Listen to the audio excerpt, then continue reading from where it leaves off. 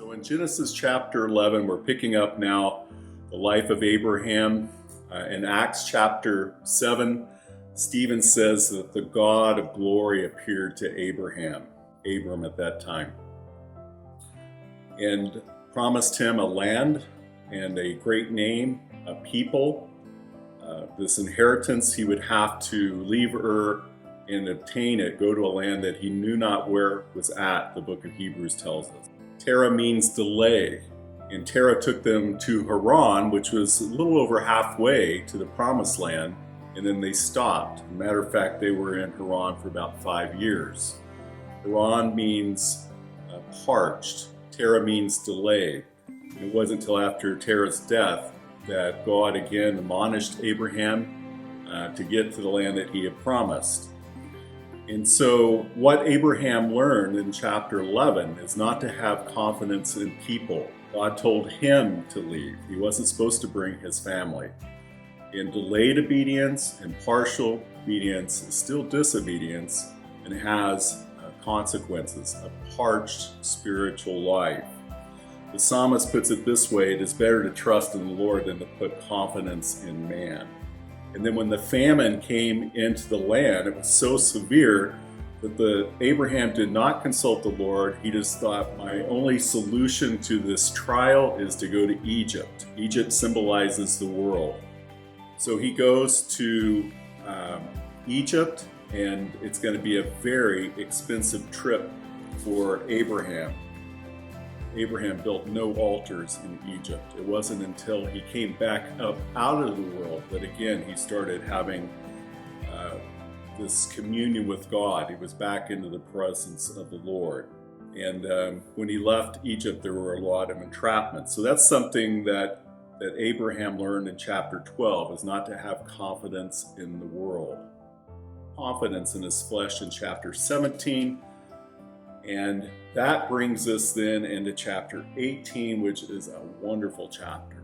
So we see Abraham in the first part of the chapter rushing back and forth to refresh the heart of God. He's offering up worship before the Lord. He's humble. He bows low, shakah, before the Lord. That word's normally translated worship in the Old Testament. So he's offering up what he knows will please the Lord. And then he stands and he receives from the Lord in silence. He receives from the Lord the promises of God, and he learns about the character of God and attributes of God. God says, is there anything too hard for me? The answer is no. And then we see Abraham walking along with the Lord as they venture towards Sodom. Abraham doesn't say a word. He's just being quieted by the love of God, encouraged in the Lord's presence. God has high accolades that he gives his man of faith, and Abraham's just soaking it up, walking along in perfect communion with his God.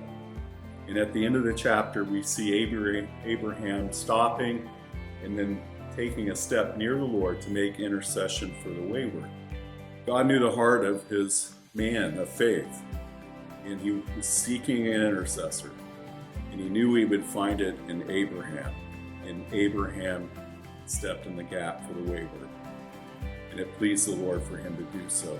And so these four things: offering worship up the Lord, receiving revelation from the Lord, walking along with the Lord in communion, and then making intercession before the Lord, are the same four things that the early church enjoyed in Acts chapter 2.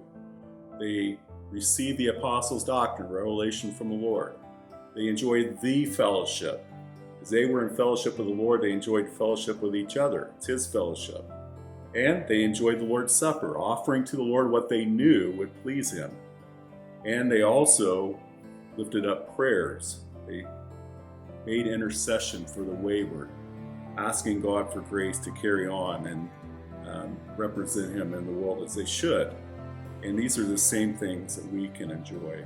When you see this chapter and the beautiful fellowship that Abraham has with his God, when we look back to see what he had learned, having no confidence in man, having no confidence in the world, having no confidence in speech, having no confidence in strength, no confidence in riches, no confidence in his wisdom.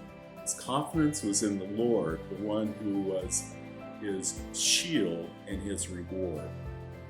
And as a result of that, he gets this beautiful communion and fellowship of the Lord in chapter 18. So when we look at what this man of faith has, we as men and women of faith, why would we ever want to put our confidence in anything else